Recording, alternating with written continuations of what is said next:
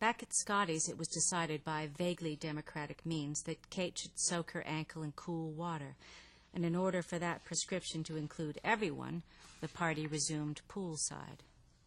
Bandura sat at a patio table, one leg crossed over the other, smoking Cuban cigars, while Miriam made another attempt to explain the nature of political science. Whenever she finished a sentence, he fixed his eyes upon her, their message fierce and uncompromising, but utterly indecipherable. "What a mismatch," Kate whispered to Phyllis. "I'll say."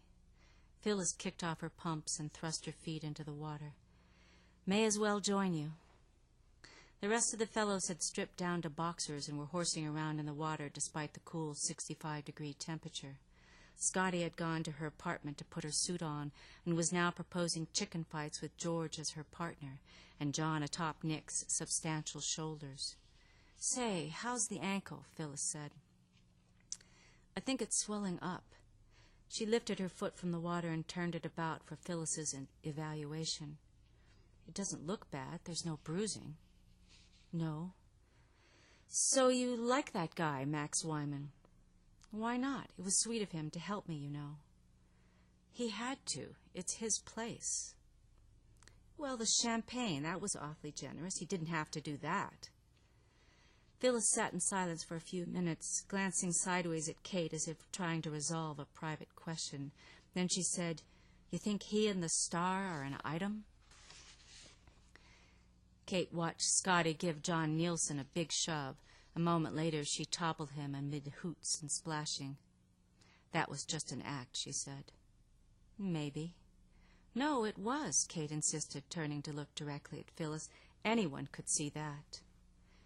Phyllis kicked little plumes of water out toward the center of the pool, her calves lean and taut, her toes pointed delicately. Sometimes the fact that Phyllis was effortlessly petite annoyed Kate. "Have you ever thought about other men? I mean, romantically," Phyllis asked. Kate leaned back and stretched. "Yes, and I'm not ashamed if that's what you're thinking." "What about your holy state of matrimony?" "We don't." And with a fingertip, Kate wrote her name in the turquoise surface of the water and watched the confused rings collide outward. "That is, Gregor can't exactly. He can't perform." "Gee, Kate." "Yeah. Gee, I'm sorry. I didn't know." John climbed back up on Nick's shoulders, but Nick was so drunk that he kept staggering back into the water, John backflopping into the deep end. More whoops and laughter. Someone in the apartment building slid open their balcony door and hollered at them to keep it down. Nick pushed up out of the water and stood motionless at the edge of the pool. In the next instant, and despite his state of inebriation, he executed a sleek, arcing dive, his entry as clean as a dart finding a small, well-marked circle. There was enthusiastic applause from his fellow swimmers. Again, he pushed up from the water, and this time he stepped up onto the board, positioning himself sideways, and the dive peeled off backward in something that resembled a human comma. Miriam and Carlos joined in the ovation. "I'm only 21, Kate said. "What about divorce? You'd think he'd understand. A reasonable man would understand." Kate said, "My family, my mother," and rolled her eyes. There was a third dive, a mini swan, but this time Nick stayed under, swimming the length of the pool to surface before Kate's dangling feet. "Kate of the prairies," he burbled. "Seaman buoy, I believe you're drunk." She pointed her toe and flicked the lobe of his left ear. "Those were for you," he said, jerking his head back toward the board. She smiled vaguely, then turned to Phyllis. "Well, how long can he live?" Phyllis stared at her. "Years." Kate looked back at Nick. His body was beautiful, the skin tanned and wet, his muscular contours seeming as fluid as the surrounding water, swellings flowing into shadowed veils, then up again and over his shoulder, down in a series of broad tributaries to the long, shallow canyon of his spine. Not far beneath the surface she saw his wavering boxers, and now and then through the opening a hint of secret flesh.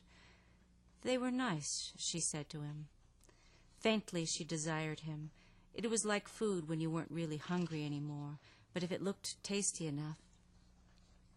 Then she thought of Max Wyman, his big hand on her waist. She thought of Didi Adore and the assembly line of beautiful waitresses, and pictured Wyman interviewing them, frankly examining their figures.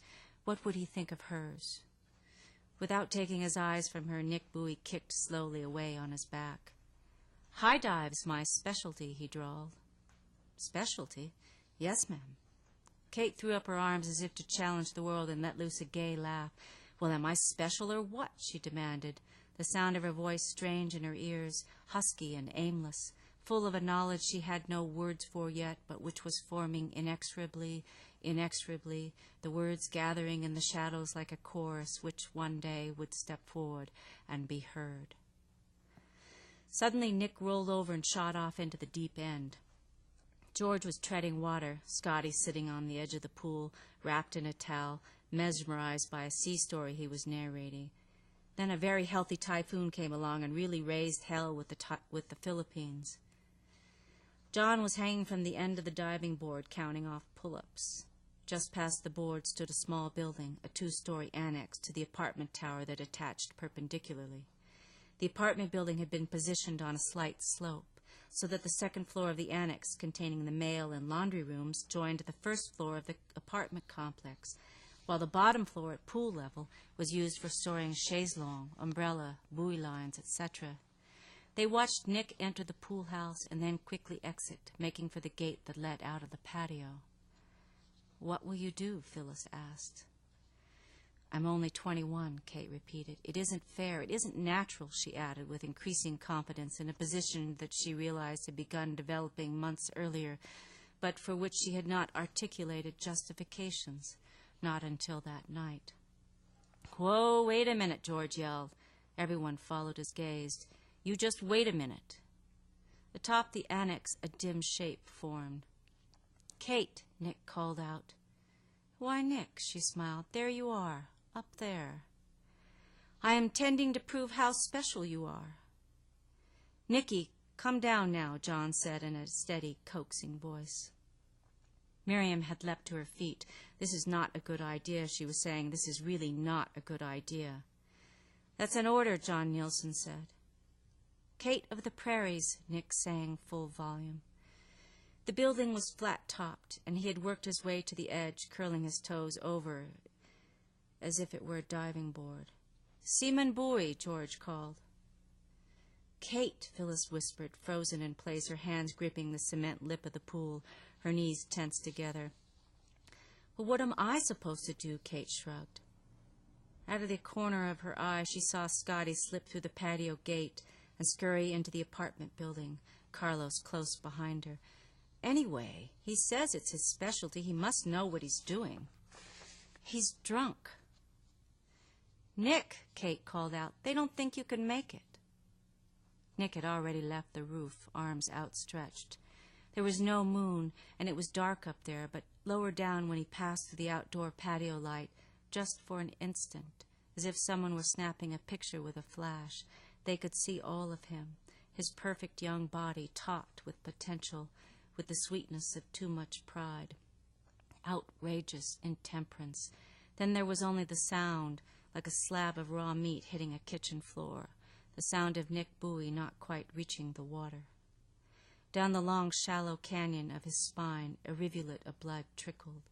Otherwise, from the back, he looked unchanged, but he had changed forever.